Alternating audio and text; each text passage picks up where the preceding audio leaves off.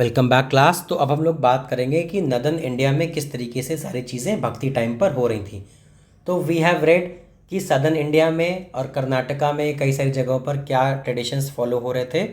फिर we studied कि सूफी traditions कैसे आए, क्या डेवलपमेंट हुआ और क्या उनका प्रोसेस था, क्या कैरेक्टरिस्टिक्स थे।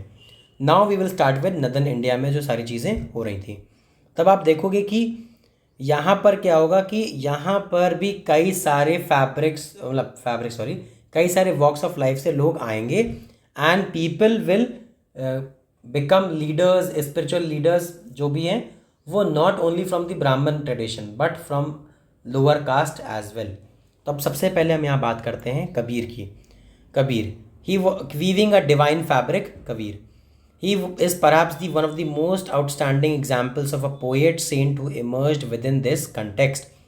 तो भक्ति ट्रेडिशन में सबसे इम्पोर्टेंट जो पोएट सेंट थे वो कबीर को माना जाता है, क्योंकि he belong to the family of weavers और मुस्लिम फैमिली में अपब्रिंगिंग हुई थी, बॉर्न इन अ ब्राह्मण फैमिली।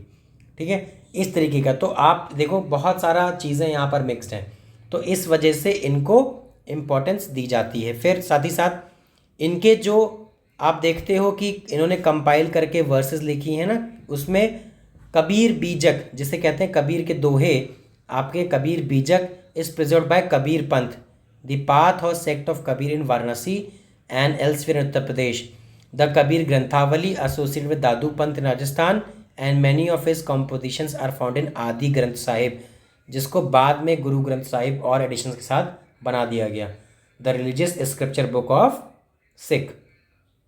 तो आदि ग्रंथ साहिब में भी आप देखोगे कबीर के बारे में बातें हैं, उनके दोहे हैं। कबीर बीजक तो उनके फॉलोअर्स ने ही बनाया था। साथ ही साथ कबीर ग्रंथावली वो आपके दादू पंथ के जो लोग थे राजस्थान में, उन लोगों ने इनको कंपाइल किया और उसमें स्टोर किया। तो आप अलग अलग टाइम पीरियड में अलग अलग रीजन पे कबीर की इम्पोर्टेंस देखने को मिलेगी। ये सारी चीज़ें जो आपके देखोगे कंपाइलेशन हुआ है, सब चीज़ें हुई हैं, ये कबीर के डेथ के काफ़ी टाइम बाद हुआ है, उनकी लाइफ टाइम पे नहीं हुआ है। After his death, long years after his death, उनके बाद सारी चीज़ों को कंपाइल किया गया कि हाँ कबीर ने ऐसी बातें बोली थी और उन सब का एक कंपाइलेशन होना चाहिए। फिर आप देखोगे कई सारे लैंग्वेज में, कई सारे डायलेक्ट्स में कबीर की पोएम्स सुनने को मिलती हैं। और साथ ही साथ इनकी जो पोएम्स है वो निर्गुण पोएट्स दी संत भाषा, निर्गुण, ये निर्गुण भगवान बिलीव करते थे। हम लोगों ने इसके पहले पढ़ा था सगुण और निर्गुण। विदाउट एट्रीब्यूट्स में बिलीव करते थे कि गॉड इज़ विदाउट एट्रीब्यूट्स, ही और शी इज़ फॉर्मलेस। तो गॉड को हम एक पर्टिकुलर पिक्चर में पेंट नहीं कर सकते हैं। He and she is different from our thinking. तो इस तरीके की सारी चीज़ें उसमें थी। फिर आप देखोगे उनकी एक थी उलट बंसी, upside down sayings written in the form which everyday meanings are inverted. इसका मतलब क्या हुआ, एक होता है ना कहने का तरीका, घुमा के कहना, सार्कास्टिक वे में है ना, सार्डोनिक वे में, तो उस तरीके की चीज़ें थी इनकी बात में। उलट बंसी जिसे कहते हैं, अपसाइड डाउन सेइंग्स, जो इन्वर्टेड फॉर्म में लिखी थी, बोला कुछ है लिखा किसी और चीज़ के बारे में है।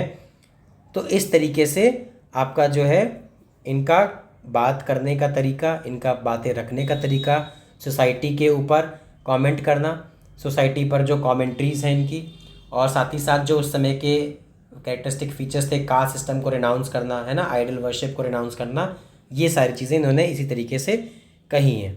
साथ ही साथ इन्होंने हर चीज़ से कुछ ना कुछ सीखा है। अभी हम देखते हैं किस चीज़ से क्या इन्होंने सीखा है। अब देखिए इन्होंने क्या किया कि इन्होंने इस्लाम से भी चीज़ों को यूज़ किया कि अल्टीमेट रियलिटी एज अल्लाह, खुदा, हज़रत और पीर। इन्होंने कहा कि ये सारी चीज़ें एक है। साथ ही साथ वेदांतिक टर्म्स को भी यूज़ किया, अलख, निराकार, ब्राह्मण, आत्मन, है ना। तो आप देखोगे कि ये सारे टर्म्स यूज़ इन्होंने दो अलग अलग ट्रेडिशन से किए, बट स्टिल इन सब टर्म्स की मीनिंग अगर आप देखोगे तो कहीं ना कहीं सिमिलर है। अल्लाह हो, भगवान हो, कोई भी हैं, आपके गॉड भी हैं क्रिश्चियनिटी में, every that God is similar but he has a different name. ये आप सब बिलीव करते हो ना। तो इस तरीके की सारी चीज़ें हैं कि भगवान के नाम अनेक हैं बट भगवान एक ही हैं। यही बात इन्होंने यहाँ पर करी। फिर इन्होंने साथ ही साथ मिस्टिकल कॉनोटेशंस यूज़ किए, जैसे शब्द और शून्य, जो योगिक ट्रेडिशन से लिए गए थे। शब्द और शून्य की प्रोनाउंसिएशन कैसे होना चाहिए, शून्य मतलब एम्प्टीनेस, कि when we are in the yogic practice, हम लोग जब मेडिटेट करते हैं तो उसमें हम लोग क्या सोचते हैं, हम लोगों को ब्लैंक रखना होता है अपना माइंड, एम्प्टी, है ना, एम्प्टीनेस। एक आपका सॉन्ग था ना, here I feel so lonely, तो आप लोगों ने एक गाना सुना होगा ना, वो जो था तूने मेरे जाना, तो O love of mine with song and a wine your harsh and divine, इस तरीके की बातें एम्प्टीनेस में थी। मैं आपको अपना गाना नहीं सिखा रहा हूँ, मैं अपना बेसुरा गला लेके बैठा हूँ, बट मुझे याद आ गया तो मैंने कहा आपसे शेयर करता हूँ। ये सॉन्ग हम लोग बचपन में बहुत सुनते थे। तो इसका पर्पस क्या था, एम्प्टीनेस, है ना, इट्स टॉकिंग अबाउट एम्प्टीनेस। तो यहाँ पर ये जो एम्प्टीनेस लिया गया है वो that is from yogic tradition शून्य। तो अगर आपने सुना है एम्प्टीनेस तो कमेंट डाउन हैशटैग एम्प्टीनेस, और जो है गा के बताना कैसा गाया। वैसे मुझे पता है थोड़ा बेसुरा ही गाया है मैंने, but still I tried, trying is important. आप बेसुरा गाओ लेकिन ट्राई करना ज़रूरी है। तो ये सारी चीज़ें उन्होंने कबीर ने करी। साथ ही साथ आप देखोगे कई सारे कॉन्फ्लिक्टिंग आइडियाज़ होंगे जो वो बात करेंगे, है ना, और उन चीज़ों को डिस्कार्ड करेंगे, चाहे इस्लाम में हो चाहे फिर हिंदुज़म में हो। जैसे अगर हम बात करें कि इस्लामिक आइडियाज़ को उन्होंने यूज़ किया और उन्होंने मोनोथीज़्म और आइकोनोक्लाज्म, जैसे होता है ना कि मूर्ति पूजा नहीं करनी है, और मोनोथीज़्म मतलब सिंगल गॉड में बिलीव करना, उन चीज़ों को यूज़ करके इन्होंने हिंदुज़म पर अटैक किया। क्या कि यहाँ पर कई सारे भगवान की पूजा होती है, मूर्ति पूजा होती है, तो वो चीज़ें नहीं होनी चाहिए। तो इन्होंने एक चीज़ को लेकर दूसरे पर अटैक किया, अटैक एज इन उसको क्रिटिसाइज़ किया। फिर साथ ही साथ आप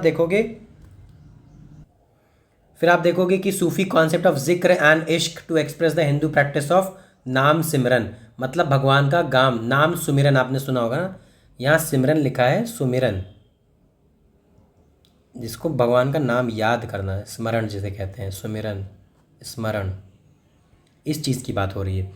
तो इन्होंने हर तरफ से हर चीज़ें ली और उसको चीज़ों को क्या किया, according to his own understanding उन लोगों के सामने प्रेजेंट किया और बताया कि क्या होना चाहिए।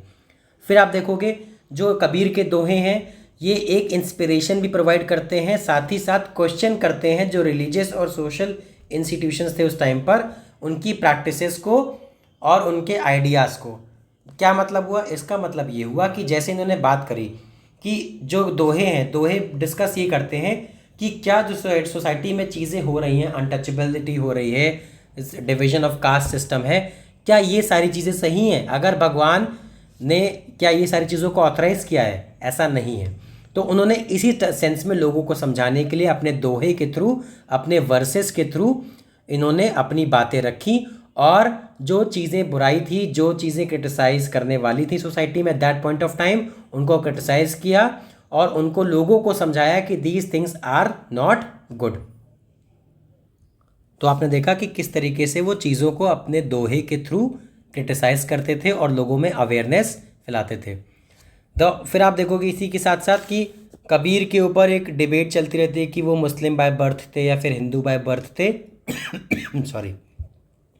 और ये डिबेट आपको कई सारी उनकी हेगियोग्राफीज़ में मिलती है। हेगियोग्राफी मैंने आपको बताया है, I am again telling you, is a biography of a saint. Hagiography is a biography of a saint written by a disciple, या फिर कोई फॉलोअर। तो आप उसमें देखोगे कई बायोग्राफी उनकी हेगियोग्राफी में इट इज़ मेंशन कि वो मुस्लिम वीवर थे, कई जगह पर मेंशन है कि ही was born in a Hindu family और अडॉप्ट कर लिया था दूसरी फैमिली ने। इस तरीके की चीज़ें आपको मिलती रहेंगी। साथ ही साथ आप देखोगे कि उनको जो उनको भक्ति ट्रेडिशन में गुरु उनका बोला जाता है, ही इज़ रामानंद। रामानंद के बारे में बोला जाता है कि he was Guru of Kabir, और उन्होंने उन सारी चीज़ों को सिखाया है। बट एक प्रॉब्लम यहाँ पर ये आती है कि रामानंद और कबीर का जो टाइम पीरियड था, रामानंद एंड कबीर का जो टाइम पीरियड था वो बहुत डिफरेंट था, है ना। दोनों की सेंचुरीज़ आपकी एग्जैक्ट डिफाइंड नहीं है, बर्थ टाइम एग्जैक्ट डिफाइंड नहीं है, और सेंचुरीज़ में उनके बर्थ के काफ़ी डिफरेंस है। तो इट मीन्स कि या तो बहुत ज़्यादा लंबी लाइफ हो, abnormally long life that is beyond 150 and 200 years, इतनी लंबी लाइफ थी नहीं, एंड उसके अलावा कोई और चीज़ एग्जैक्टली पजल में फिट नहीं हो रही है, so that it can be determined कि वो उनके गुरु थे।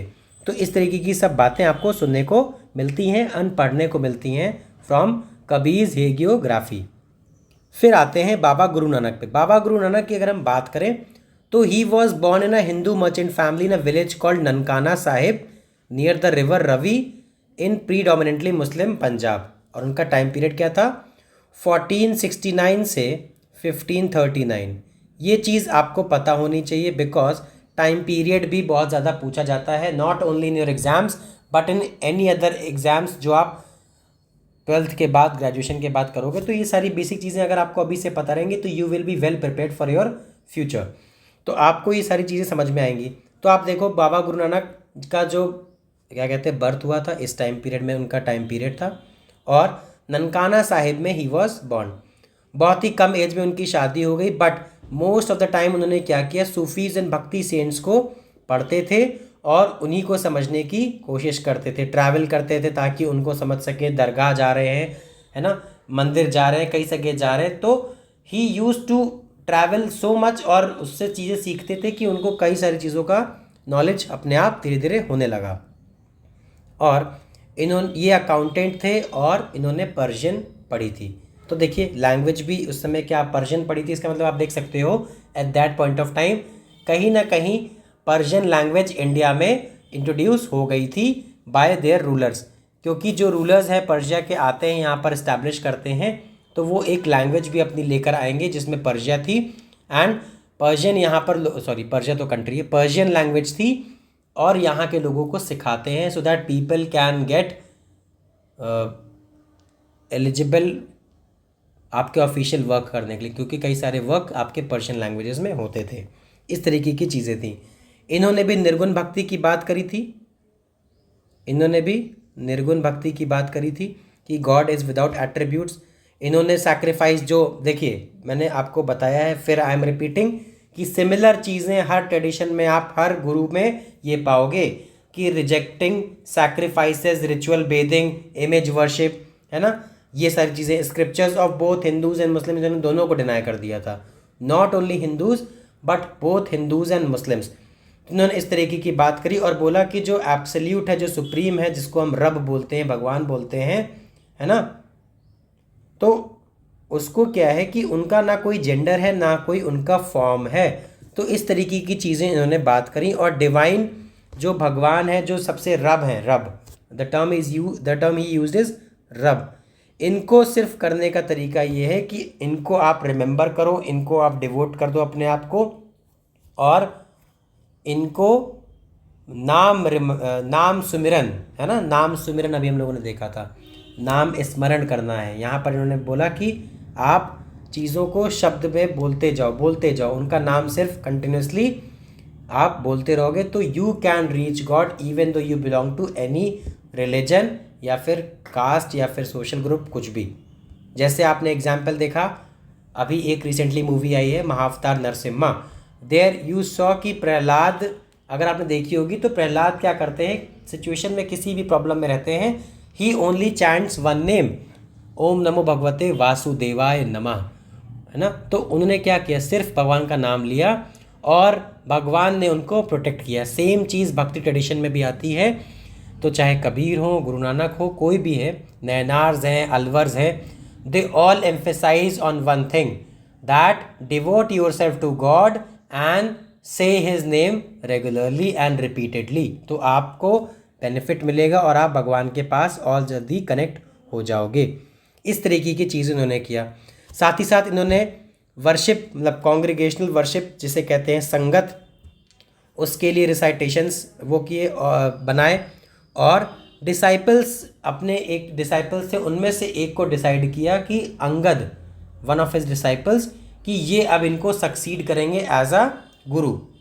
तो जैसे गुरु नानक थे, तो गुरु नानक ने क्या किया कि गुरु नानक ने अपने बाद अंगद को, ये इनके डिसाइपल थे, बोला कि अब he will be the successor after me, अब ये बन जाएंगे Guru Angad, then he will appoint some other person as successor. तो इस तरीके की सारी चीज़ें आपको देखने को मिलेंगी और समझने को मिलेंगी। साथ ही साथ ये प्रैक्टिस 200 साल तक हुई और 10th गुरु तक इन्होंने कंटिन्यू रखा।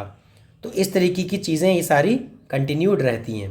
फिर आप देखते हो इनके प्रैक्टिसेस को, है ना, क्या किया, इनके फॉलोअर्स ने अलग ही, क्योंकि इन्होंने both Hindus and Muslim scriptures को डिनाई किया था, तो इनके जो फॉलोअर्स थे, इनके जो डिसाइपल्स थे, व्हाट दे डिड वाज कि इनकी चीज़ों को एक अलग कंपाइलेशन किया और बाद में जिसका नाम सिखिज़म हो गया, सिख रिलीजन पड़ गया। बट पहले इन लोगों ने क्या किया, इनकी जो प्रैक्टिसेस थी उनको एकदम अलग कर दिया हिंदूज़ एंड मुस्लिम से, ठीक।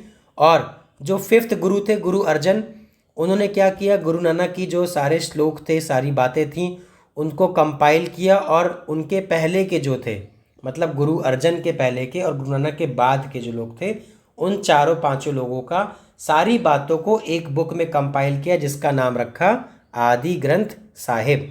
साथ ही साथ इसमें बाबर फरीद, रविदास, है ना, इन सब की बातों को भी लिखा, क्योंकि इन्होंने कहा कि अच्छी अच्छी बातें जिसने भी कही हैं उन सबको हम इन्वॉल्व करेंगे अपनी प्रैक्टिसेस में, अपने कंपाइलेशन में। और ये सारी चीज़ों को लिखा गुरबानी। देखिए गुरबानी, गुरबानी जो टर्म है दैट इज़ फ्रॉम गुरुवाणी। गुर है ना, ये गुरु, और वाणी बोलना, उनकी आवाज़, उनके कहे हुए वचन, तो गुरुवाणी। तो गुरबानी जो है वो गुरुवाणी से है और इसको कई सारी लैंग्वेजेस में बनाया ताकि हर लैंग्वेज के रीडर्स, हर रिलीजन के रीडर्स इसको पढ़ सके, समझ सके।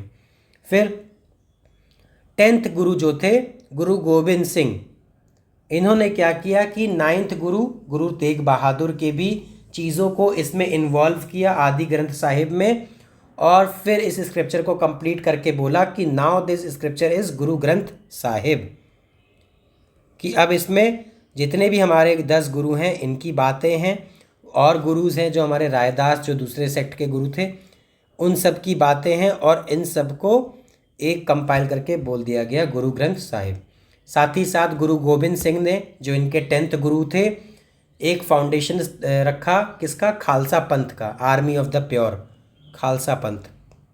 खालिस मतलब होता है प्योर, खालिस टर्म मीन्स प्योर, तो खालसा पंथ, सॉरी, है ना, तो प्योर, तो आर्मी ऑफ दी प्योर। और इन्होंने कहा कि हमको 5 चीज़ें प्रैक्टिस करनी होंगी। हमको अपने बाल नहीं काटने हैं, हमको अपने पास एक डैगर रखना है, डैगर एज इन तलवार हो सकती है या फिर चाकू। अ पेयर ऑफ शॉर्ट्स, है ना, मतलब आपका जो इनर वेयर होगा वो आपका होगा, और comb and a steel bangle. तो देखिए हिंदी में जब हम इसकी बात करते हैं तो 5 का है चीज़ें, 5 मतलब के, दिस जो ये के से हैं, पहले से हो गया अनकट हेयर का मतलब हो गया केश। अब आप ये समझिएगा तो आपको क्लियर हो जाएगा। डैगर का आपका हो गया टर्म क्या यूज होता था आपका, है टर्म वो कृपाण, हाँ कृपाण, स्टील स्वॉर्ड जिसे कहते हैं, तो छोटा डैगर भी हो सकता है, कृपाण। तीसरा आपका हो गया यहाँ पर पेयर ऑफ शॉर्ट्स, जिसको बोलते थे कच्छा, है ना, इनर वेयर जो होता था, ठीक। कोम्ब, कोम्ब का आपका हो गया कंघा, और लास्ट, हाँ 1 2 3 हाँ लास्ट आपका हो गया कड़ा, जो आप हाथ में स्टील का ब्रेसलेट पहनते हैं, देखा होगा आपने। तो ये 5 चीज़ों को इन्होंने कंपाइल करके कहा कि जो अब इस रिलीजन को फॉलो करेंगे वो इन 5 चीज़ों को फॉलो करेंगे और ये चीज़ें करनी पड़ेंगी। तो केश, अनकट हेयर, लंबे बाल हो जाएंगे, कृपाण आपका स्वॉर्ड या डैगर हो जाएगा, कच्छा आपका इनर वेयर हो जाएगा, और कंघा एंड देन कड़ा, इस तरीके की चीज़ें इन्होंने बात करी। फिर अब हम बात करते हैं मीराबाई अ डिवोटी प्रिंसेस। तो मीराबाई के बारे में यू ऑल नो कि Mirabai devotee of Lord Krishna थी। इनकी शादी हुई थी आपकी राजस्थान में एक रॉयल फैमिली में, बट इन्होंने बचपन से ही उन चीज़ों को नहीं माना, और she considered herself as a devotee, as a wife of Lord Krishna. तो इन्होंने उसकी बात करी। इनकी शादी हुई थी, ये राजपूत प्रिंसेस थी फ्रॉम मारवाड़, और इनकी शादी हुई थी सिसोदिया क्लैन ऑफ मेवाड़, राजस्थान के प्रिंस से। और वहाँ पर इन्होंने अपनी चीज़ों को छोड़ दिया, अपना ट्रेडिशनल रोल जो था वाइफ का, मदर का, इनकी चीज़ों को हटाकर she devoted herself to Lord Krishna, और वहाँ पैलेस छोड़कर चली गई और भक्ति गीत गाती रहती थी और जगह जगह वॉन्डर करती थी, विचरण करती थी, घूमती थी। घूमना एज इन यहाँ पर स्ट्रोलिंग नहीं है कि आप घूम रहे हो, घूमना as in moving from one place to another. तो मीराबाई कृष्ण भगवान की भक्ति में इमोशनल सॉन्ग्स, भक्ति सॉन्ग्स लोगों को सुनाती थी, गाती थी और कंसीडर करती थी कि that she was wife of Lord Krishna, और उनकी ही भक्ति में लीन होकर, उनकी ही भक्ति में कंप्लीटली डिवोटेड होकर अलग अलग जगह ट्रैवल करती थी, लोगों तक अपनी बात पहुंचाती थी, भगवान की भक्ति पहुंचाती थी। फिर आप देखोगे कि रायदास की बात करते हैं, तो रायदास यहाँ पर थे तो वो ट्रेडिशनल एक लेदर वर्कर थे, है ना, लेदर वर्कर। तो अब आप देखो ये जो भक्ति ट्रेडिशंस में सारी चीज़ें आ रही हैं, आपको कहीं ना कहीं देखने को मिलेगा कि वो चीज़ क्या होती है कि किसी भी वॉक ऑफ लाइफ से लोग यहाँ पर इन्वॉल्व हो रहे हैं और क्या बन रहे हैं, यहाँ पर ये बन रहे हैं कि हाँ, हमको भक्ति करनी है तो हमको इलेबरेट रिचुअल्स की ज़रूरत नहीं है, वी जस्ट नीड कि भगवान का नाम लेना है और जो चीज़ है मुझको उसमें खुश रहना है। इस तरीके की बातें इन सब लोगों ने करी। और रायदास को इनका जनरली गुरु माना जाता है, जो कि एक लेदर वर्कर थे। अब सोचिए, लेदर वर्कर थे और इनके गुरु भी थे।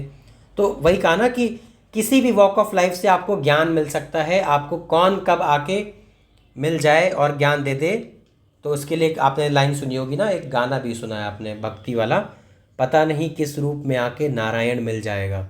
दैट मीन्स यहाँ पर सिर्फ भगवान, मतलब ये है कि भगवान आपकी हेल्प करने डायरेक्टली तो आएंगे नहीं, वो आपको किसी ना किसी के फॉर्म में आपको भेजेंगे पर्सन। कि अगर किसी बच्चे को ज़रूरत है तो कोई टीचर ऐसा भेज दिया, ठीक है, किसी क्या कहते हैं हेल्प की ज़रूरत है किसी बाहरी को, तो कोई ऐसा स्ट्रेंजर आ गया जो उसकी हेल्प कर देगा। किसी ना किसी फॉर्म में ही विल सेंड समवन कि जाओ उस पर्सन की हेल्प करो, नॉट डायरेक्टली बट इनडायरेक्टली, ठीक है। इस तरीके की चीज़ें होंगी। तो रायदास यहाँ पर इनकी मीराबाई के गुरु हो जाते हैं, और जो कि एक लेदर वर्कर थे, ठीक है। इस तरीके की आपने बातें समझ ली। अब हम देखेंगे लास्ट इसमें जो टॉपिक है, reconstructing histories of the religious traditions. अब जब आप देखोगे इस चैप्टर में तो आपको ये समझ में आएगा कि जब हमको रिलीजियस ट्रेडिशंस का अगर हिस्ट्रीज कंस्ट्रक्ट करनी होती है, दोबारा से उनको समझना होता है, तो हमको स्कल्पचर्स को देखना पड़ता है। स्कल्पचर्स एज एन आपको मूर्ति देखनी पड़ेगी, किस तरीके की मूर्ति बनाई जा रही थी, किस तरीके के इंस्क्रिप्शंस बनाए जा रहे थे, आर्किटेक्चर कैसा था, ये सारी चीज़ें आपने यहाँ पर देखी। क्योंकि जब आप चीज़ें देखते हो, इन्हीं सब से आप आइडिया लगाते हो कि क्या काम सोसाइटी में हो रहा था। साथ ही साथ आप देखते हो कि जो रिलीजियस लीडर्स होंगे, है ना, रिलीजियस लीडर्स हो गए, साथ ही साथ विमेन की पोजीशन कैसी होगी सोसाइटी में, ये सब आपको बताएगा कि किस तरीके की सोसाइटी एग्जिस्ट करती थी। तो और आप हिस्ट्री को रिकंस्ट्रक्ट इजीली कर पाओगे। फिर आप देखोगे टेक्स्ट के थ्रू, टेक्सचुअल ट्रेडिशंस जो होंगे आपके,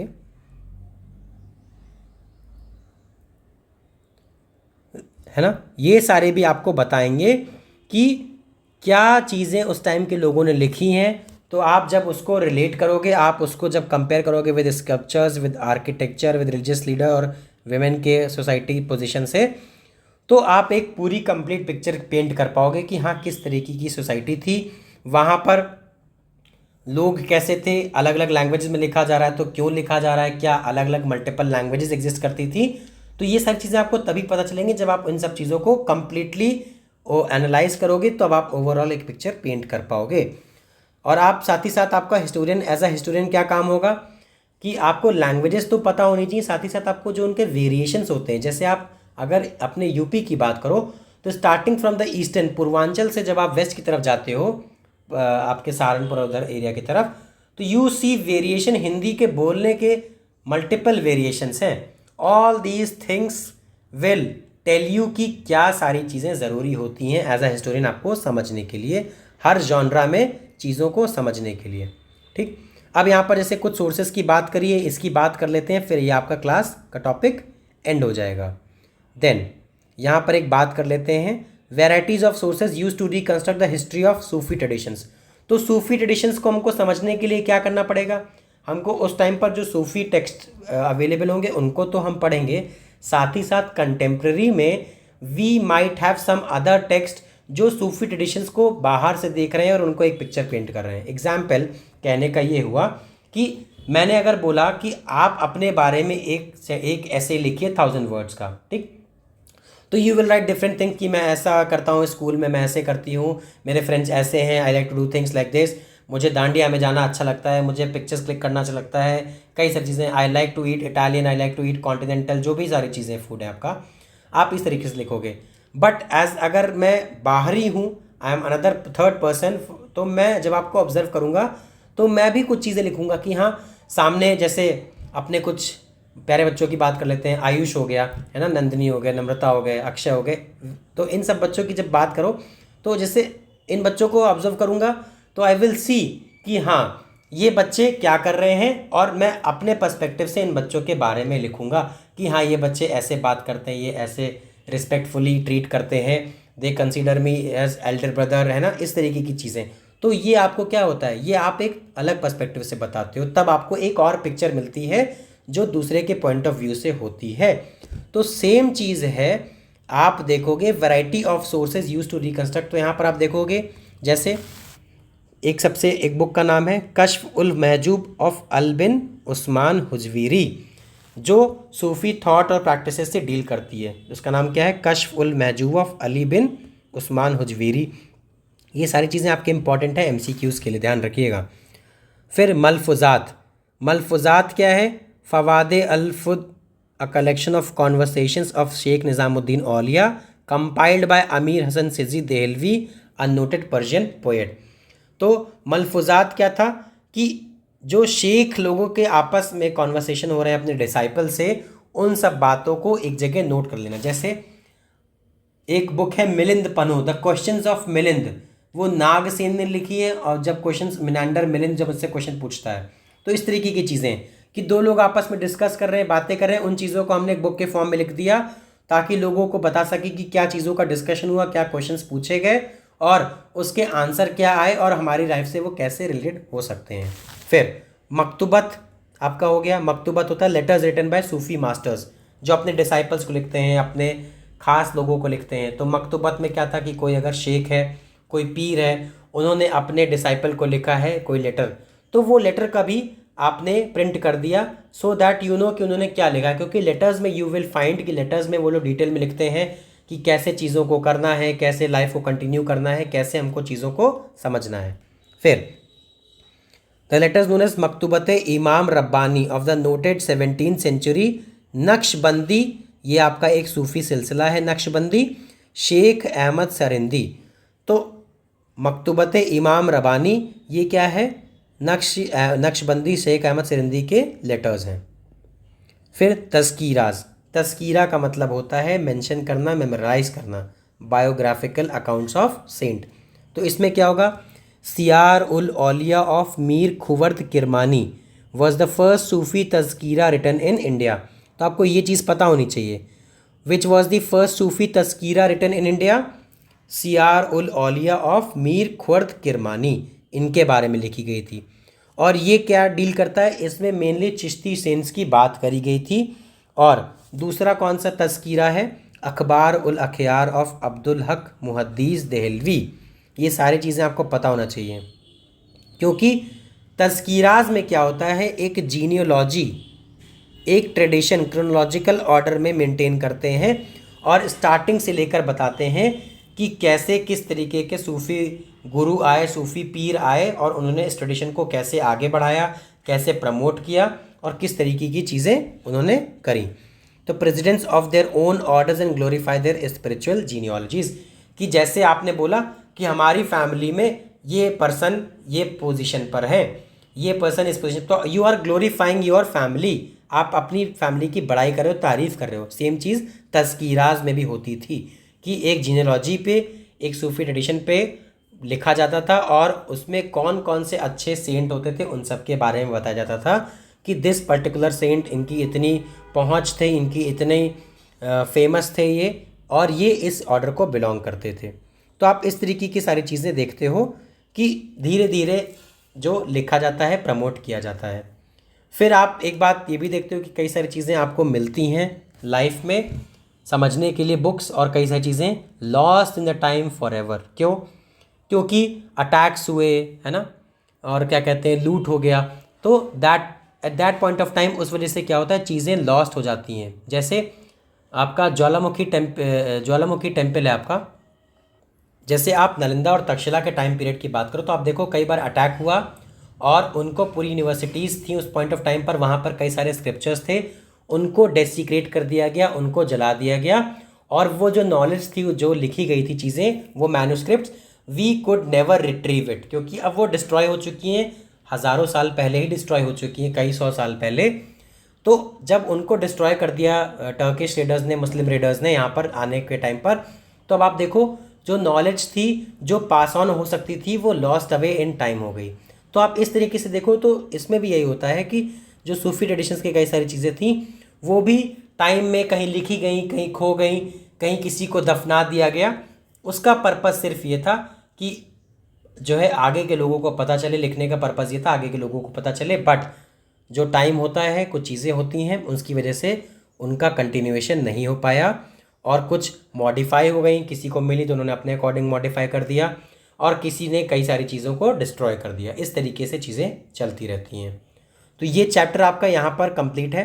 आप इस टाइमलाइन को देख लेना, ठीक है। ये टाइमलाइन जो है मेजर रिलीजियस टीचर्स की है सब कॉन्टिनेंट में। तो इससे आपको एक आइडिया मिलेगा कि कौन आ रहा है और किस तरीके से चीज़ों को कर रहा है, और साथ ही साथ उस टाइम पीरियड में आपको पता चलेगा सोसाइटी भी कैसी थी, ठीक है। Thank you class, have a wonderful day. This is the last topic in this chapter. अब हम लोग इसके बाद आपका दूसरा टॉपिक स्टार्ट करेंगे। Thank you.